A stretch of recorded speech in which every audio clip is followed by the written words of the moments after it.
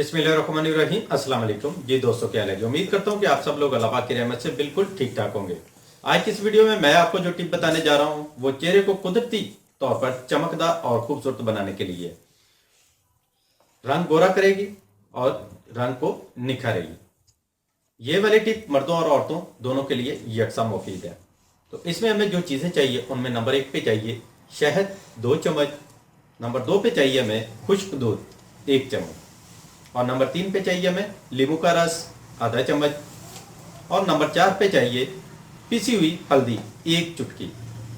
अब तमाम को आपने मिक्स कर लेना है और मिक्स करने के बाद चेहरे पे अप्लाई करना है। 10 से 15 मिनट इसको लगा रहने दें, उसके बाद नॉर्मल पानी से चेहरा वॉश कर लें।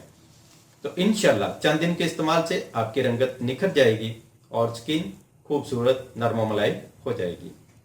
तो ये थी आज की छोटी सी वीडियो। उम्मीद करता हूँ आपको पसंद आई होगी। वीडियो अच्छी लगी है तो लाइक करें, अपने दोस्तों के साथ शेयर करें। तो मिलते हैं नेक्स्ट वीडियो में, तब तक के लिए इजाजत दें। अपनी दुआ में याद रखिएगा और अपना ढेर सारा ख्याल रखिएगा। अल्लाह हाफिज।